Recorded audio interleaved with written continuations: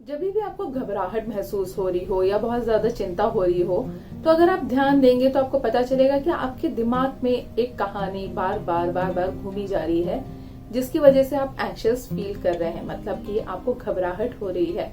जैसे कि इस सिचुएशन में जो अभी लॉकडाउन का चल रहा है और कोरोना वायरस की वजह से जो सब लोगों में थोड़ी घबराहट है, एंग्शियसनेस है, उस वजह से हो सकता है कि आपके दिमाग में ये स्टोरी चल रही हो कि शायद आपको इन्फेक्शन हो जाए और आपको वेंटिलेटर में जाना पड़े, जो कि ऑब्वियसली एक कहानी है।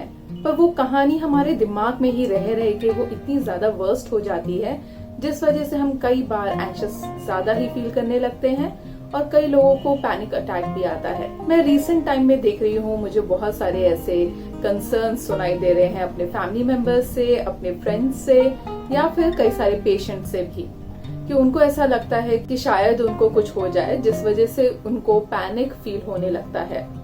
नमस्ते, मेरा नाम है रिम्पा सरकार और आज के इस वीडियो में हम जानेंगे कि जब भी हम एंग्शियस फील कर रहे हो तो उस टाइम पे हम अपने माइंड को कैसे कंट्रोल कर सकते हैं। मैं पहले भी कुछ वीडियोस में बता चुकी हूँ कि एंजाइटी और एंजाइटी डिसऑर्डर में बहुत ज्यादा डिफरेंस है। अगर आपको नहीं पता है तो आप मेरा दूसरा वीडियो देख सकते हैं, जिसका लिंक आपको डिस्क्रिप्शन बॉक्स में मिल जाएगा। और अगर आपने इस चैनल में अब तक सब्सक्राइब नहीं किया है तो भूलिएगा नहीं सब्सक्राइब करना। तो चलिए जानते हैं कि जब हम एंजाइटी फील करते हैं वो ऐसा क्यों होता है। तो जैसे कि मैंने बताया कि हम जब भी एंजाइटी फील कर रहे होते हैं तो हमारे दिमाग में एक स्टोरी बार बार चल रही होती है और वो स्टोरी हमेशा फ्यूचर को लेकर होगी। तो एंजाइटी हम जब भी फील करते हैं तो वो फ्यूचर को लेकर होता है, मतलब कि आने वाला कल। और एंजाइटी हम तभी फील करते हैं जब वो चीज सच में नहीं हो रही होती है हमारे साथ में, पर हम बार बार उसी चीज को सोचते रहते हैं कि अगर ऐसा हमारे साथ हुआ तो हमारे साथ में और बुरा हो जाएगा। तो वो सिचुएशन को हम जब वर्स्ट बनाने लगते हैं तो फिर हम एंग्शियस फील करना शुरू कर देते हैं। और जब हम एंग्शियस फील करते हैं तो उसमें हमें बहुत सारे सिम्टम्स दिख सकते हैं, जो हमारे शारीरिक सिम्टम्स हो सकते हैं, जैसे कि हमें कांपना शुरू कर दे या फिर हमारे दिल की धड़कन बहुत ज्यादा बढ़ जाए या हमें पसीना आने लगे या फिर शायद हमें हॉट फ्लश या कोल्ड फ्लश हो सकता है। और उस तरह के बहुत सारे सिम्टम्स हमें दिख सकते हैं। और क्योंकि ये जो सारी स्टोरीज हैं जिसकी वजह से हम एंग्शियस फील करते हैं, ये सब मेड अप स्टोरीज हैं, ये सच में नहीं है। इस वजह से हमें ये पहचानने की जरूरत है कि ये जो सारी स्टोरीज हैं ये हमारे लाइफ में किसी तरह का इम्पैक्ट करेंगी कि नहीं करेंगी। मैं आपको 3 चीजें बताऊंगी जिससे आपको मदद मिलेगी अपनी एंग्शियसनेस को कंट्रोल में लाने। पर वो चीज प्रैक्टिस करने के लिए भी आपको मेडिटेशन स्टार्ट करनी पड़ेगी। और मेडिटेशन में सबसे अच्छा फॉर्म है एंग्शियसनेस के लिए माइंडफुलनेस। तो अगर आप माइंडफुलनेस प्रैक्टिस करना शुरू कर देंगे, वो आप किसी भी टाइम पे कर सकते हैं, कहीं पे भी खड़े खड़े भी आप कर सकते हैं। तो अगर वो प्रैक्टिस करना शुरू कर देंगे तो आपकी एंग्शियसनेस बहुत कंट्रोल में आ जाएगी। अब वो कैसे आएगी उसके बारे में जानते हैं।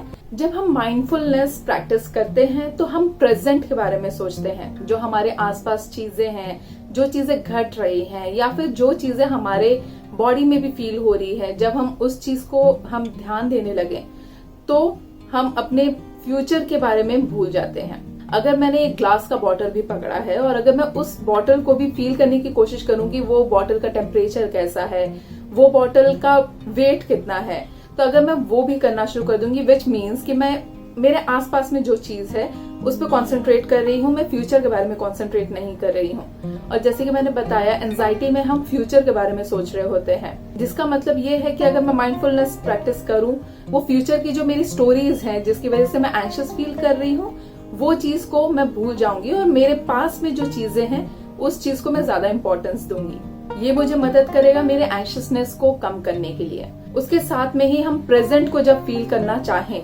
तो उसके लिए ये भी कर सकते हैं कि हम डीप ब्रीदिंग एक्सरसाइज करें। डीप ब्रीदिंग एक्सरसाइज मतलब कि हम गहरी सांस लें। गहरी सांस लेने से ये होता है कि हमारे दिमाग में ऑक्सीजन अच्छे से जाता है, जिस वजह से हम सोच अच्छे से पाते हैं, जो फिर से हमारी एंजाइटी को कंट्रोल करने में मदद करेगा। दूसरा है, आपके दिमाग में क्या विचार चल रहे हैं उसको पहचानने की कोशिश कीजिए। कई बार होता है हमें पता ही नहीं चलता है कि किस चीज की वजह से हमें एंजाइटी फील हो रही है।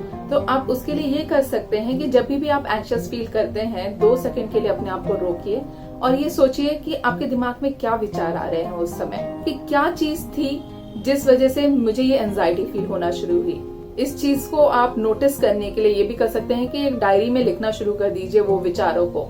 तो आपको ये मदद मिलेगी जानने में कि ये कितने रियल हैं और कितने रियल नहीं हैं, और वो कौन से विचार हैं जिन वजह से आपको ये एंजाइटी फील हो रही है। तो उसके बाद में ये भी एनालाइज करने की कोशिश कीजिए कि ये जो विचार आपको आ रहे हैं वो कितने सही हैं और कितने सही हो सकते हैं। क्योंकि जैसे कि मैंने बताया, एंजाइटी में ज्यादातर जो भी हमारे दिमाग में फ्यूचर को लेकर विचार आ रहे होते हैं वो हमें नहीं पता होता है कि वो सच होगा कि नहीं होगा, और उनके ज्यादातर पॉसिबिलिटीज यही होते हैं कि वो सच नहीं होंगे। तो अगर आप अपने विचारों को थोड़ा चैलेंज करेंगे और उसको थोड़ा एनालाइज करने की कोशिश करेंगे कि ये सच है कि नहीं है, तो भी आपकी एंजाइटी उससे कम होगी। आप जब ये डायरी में लिखेंगे तो इस चीज से आपको ये भी मदद मिलेगी कि अगर आप फ्यूचर में किसी थेरेपिस्ट के पास जाते हैं तो थेरेपिस्ट को भी पता चल जाएगा कि किन विचारों पे काम करना है। और तीसरा है, आपकी जो स्टोरीज हैं उनको एक ऑल्टरनेटिव सिचुएशन दे दीजिए।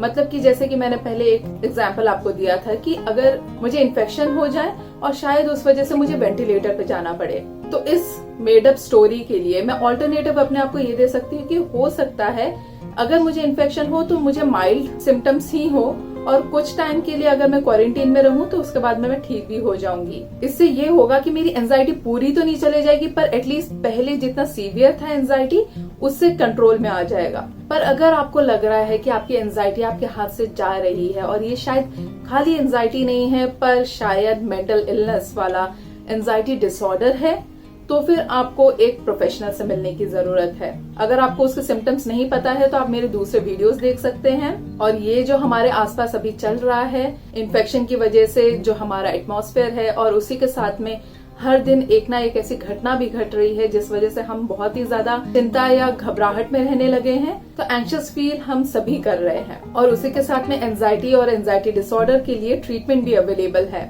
तो किसी प्रोफेशनल को अप्रोच करने से डरिए मत। मैं आशा करती हूँ ये वीडियो आपको और आपके परिवार वालों को किसी तरह से मदद कर पाएगा। अगर आपके पास में कोई टॉपिक है या कोई क्वेश्चन है मेंटल हेल्थ से रिलेटेड, तो आप मुझे ईमेल कर सकते हैं। इस चैनल को सब्सक्राइब करना मत भूलिए। मैं अगले हफ्ते फिर मिलूंगी एक नए टॉपिक के साथ में। तब तक के लिए wish you a healthy mind and a happy life. Bye bye.